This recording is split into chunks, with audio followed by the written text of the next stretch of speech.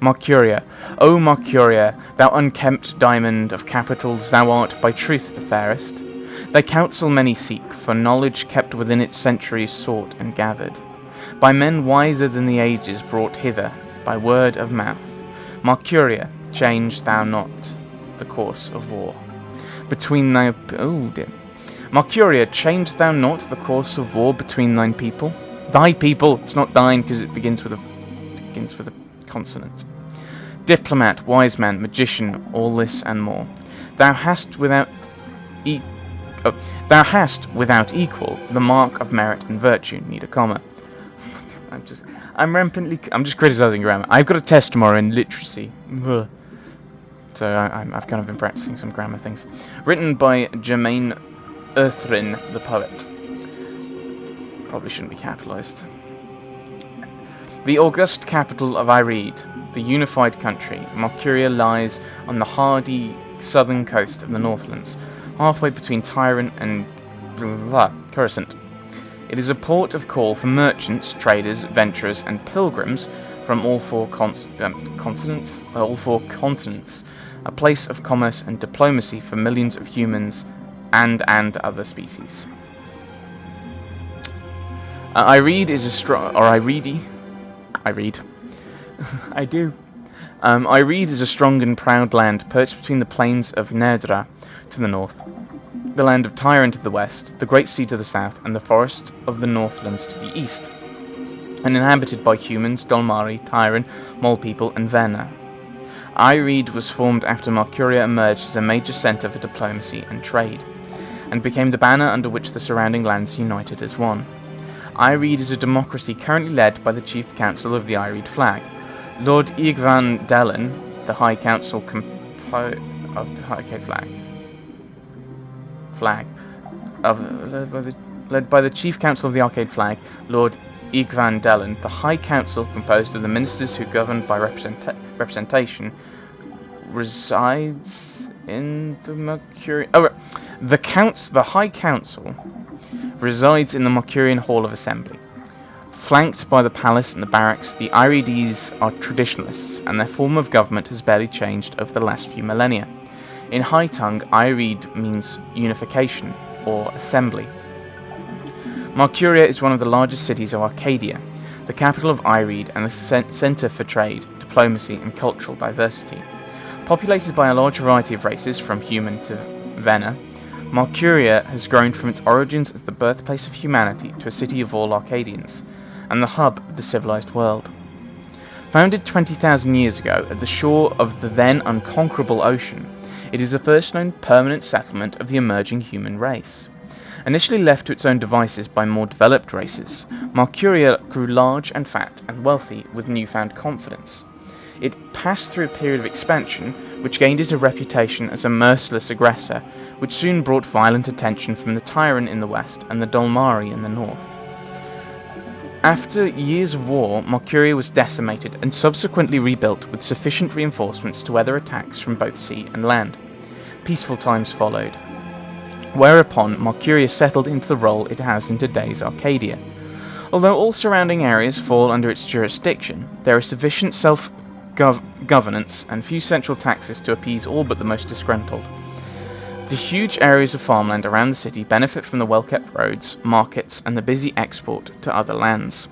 Nearby villages benefit from the military might of Mercuria, protecting them against roving barbarians and Tyrant armies. And Mercuria also provides the people of the Northlands with one of the best and busiest ports in Arcadia, allowing travel to distant destinations around the world. That is going to be relevant. Are you done? Let me take that back for you. Yay, we're done. I'm wondering if we do need any of the other bits of information we can ask about. So there's...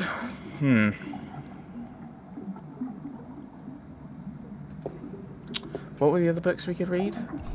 Let's have a look. I may not do them, but... Oh, goodness, it's you again. Oh, you gave me such a fright. Could I see some more books? Could I see some more books? Oh, certainly. What a silly question. So we got Arcadian folktales. Ooh, that's probably quite useful, actually. Yeah, that will be, because we're looking for the merfolk. I'd like to read some Arcadian folktales.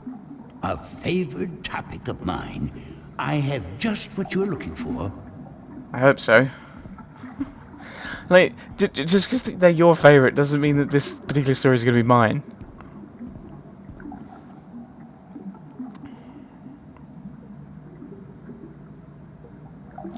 I mean, if you ask someone, oh, Arthurian legend, and I said, my favourite, one of my favourites is, I don't know, would it be Sir Gawain and the Green Knight, or Sir Gareth and I the did Red? find something of interest. I'll leave it here for you to read. Or the black, because it depends on which version of the story, because sometimes they're different colours. Yeah, it doesn't mean, just because it's my favourite, doesn't mean it's everyone else's. Right. Sadra, the faithful wife. Sadra was married to a brute of a man named Kare. He was a bully who drank, cursed, gambled, and beat up his wife when he'd lost coins at the cupstable. I don't know. That's how my math said it. Still, Sadra treated Kare with respect and care. She fed him when he was hungry, she made his bed and washed his back, and she laid down with him when he told her to. She never complained of her hardships to anyone, even though some days she woke up with bruises all over her body. Despite her husband's treatment, Sadra was a beautiful woman with lovely dark hair and green eyes, and men would admire her when she went to the market for food, or the town well for water, but none dared approach her, fearing her dangerous husband more than they admired her beauty and grace. People would say, "Poor Sadra, she deserves better than what she has. She is so good and patient even though her husband mistreats her every day." But no one was willing to do anything to free her from her husband, as they all feared his wrath. She chooses her own path, they would say, and it is not our duty to interfere. Then one day, a tall and handsome prince rode into town to visit with the elder council. When he spotted Sadra carrying 2 heavy buckets from the well to her home on the edge of town, he was taken with her beauty and youth, and he jumped down from his horse to help carry her buckets home. On the way, he offered Sadra courtship, but when told she was already married, he bowed respectfully and excused himself for acting inappropriately. That night, Sadra's husband heard about the prince helping his wife, and after striking her down for letting royalty interfere with her duties, he strode drunkenly, for he had already had his usual fill of dark ale, towards the tavern where the prince and his cohorts were staying. When Kare arrived at the tavern, the prince was eating dinner, and when told Sadra's husband was there to see him, the prince stood and waved the man closer. "I must congratulate you on your good taste in marriage," said the prince, "for your wife is the most beautiful and good-hearted woman I have ever met." And then he offered Kare a seat and a tall mug of ale. But the angry husband did not appreciate the prince's advances, and he drew a sword and lunged at the prince before his guards could react. The prince was quick and lucky to avoid certain death, and before Kare could make a second strike, the prince had recovered his sword from where it stood by the wall and stood ready to fight the brute. "Leave him be," called the prince when his guards drew arms and ran to protect their liege. "This is between him and me." Smiling briefly, he nodded his head to Kare and stood to attention. Obviously, his skill with the sword was formidable. Kare, a coward at heart, knew that if he fought fairly, he would surely die, and he sheathed his sword but loosened the knife he had tucked up his long sleeve. "My pardon, Prince," said Kare. "My love for my wife is such that I am blinded by jealousy. I offer you friendship and apologies." He extended an open hand to the prince and smiled a broad lizard's smile. The prince, unaware of Kare's mistreatment of his faithful wife, smiled back, put down his sword, and extended his own hand. "Your apology is accepted, sir." Then, suddenly, Kare's knife was in his hand and moving in a blur towards the prince's exposed throat. Had it not been the quick eye of a nearby guard, who with the broadside of his sword struck Kare on the side of his head, the prince would have been dead. The knife carved a deep scar in the prince's shoulder, but did no serious harm. Deep scar? Kare was taken away to the town prison to be judged when the sun rose. His crime was surely punishable by death, especially if Sadra would testify to his cruelty in front of the judge. Free of Kare's tyranny, the townspeople now spoke of Sadra's suffering by her husband's hand, but Sadra would not herself, even now, speak against the husband, and instead of being sentenced to death, Kare was sent away to work the king's mines for 25 years. Taken with her faithfulness, the prince yet again offered Sadra courtship, but again, Sadra declined, for she was still a married woman. Then, 1 year later, Kare attempted to escape the king's mines by killing 2 guards and climbing the walls, but he was shot down with an arrow and died in agony and disgrace. Again, the prince visited Sadra's town, bringing condolences and a renewed offer of courtship, and this time Sadra agreed. Months later, the prince and Sadra were married in a glorious ceremony, and when the old king died, the prince became regent, and Sadra his queen. She was as good a queen as the land had ever seen, and she was loved dearly until the day she died, and her funeral was the grandest and most tearful in memory. Oh, there's a whole host of them. Alright, I thought that would just be one little story. Oh well, we'll keep going. The Children of the Lake, probably a little bit more important. Might have something to do with merfolk.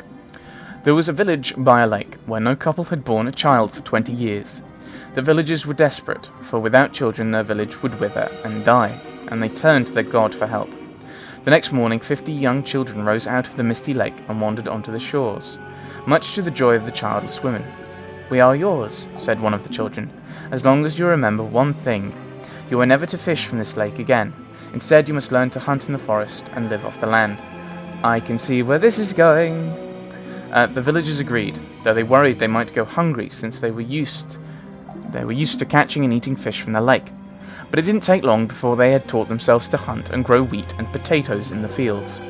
18 years passed, and then one day an old man grew tired of rabbits and deer and potatoes and bread, and he longed to catch a big fish and cook it over a sizzling fire. He took his boat out to where the villagers would not see him, and he sank his line. Almost immediately he caught a large trout, but as he was rowing back to shore, he saw the children of the lake wander from their homes back into the dark waters from whence they came. Their mothers called for them, tried to hold on to them, begged them not to leave, but they would not speak, and one by one they disappeared into the lake. The old fisherman then saw as the children sank into the murky waters, and they turned into large fish and sped off into the deep.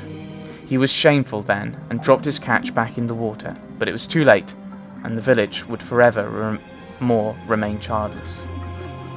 Are you done? Let me take that back for you. Yeah, that's kind of a classic thing. It's either that, or it's someone who doesn't know what's going on, has not been told the legend will sometimes break it. That's kind of the classic kind of storyline you'd expect. I'm not entirely sure what the relevance of either of those are, at least at the moment. I mean, you've got, what was it, Goromon? You've got that story, kind of makes sense. We're looking for things to do with the Drake kin, so that's something that's kind of here's a starting point for you to investigate. And then you had the kind of the story of Mercuria and Arcadia in the Northlands, useful. That one, no idea. Let's meander downstairs. It's a pool of seawater. You'd think that it'd be a bad idea to have a pool inside a library on account of the moisture, but I guess magic makes everything possible. The salt's also probably not useful. Oh, it's seawater! Don't drink it! If that's what that is, don't use your hands to drink it.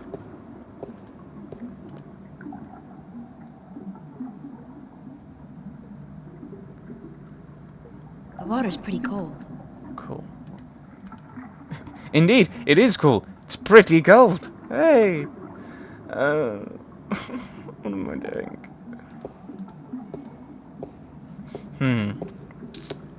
I don't have anything based on temperature. Or salt levels. It's a rusty wheel. It is indeed. What happens if I turn? It's stuck. Okay. What's this? Map of the Northlands. It's a map of the Northlands. I'm supposed to deliver this to, Tunlyak, staying at the Journeyman Inn. Yes, there's nothing else there.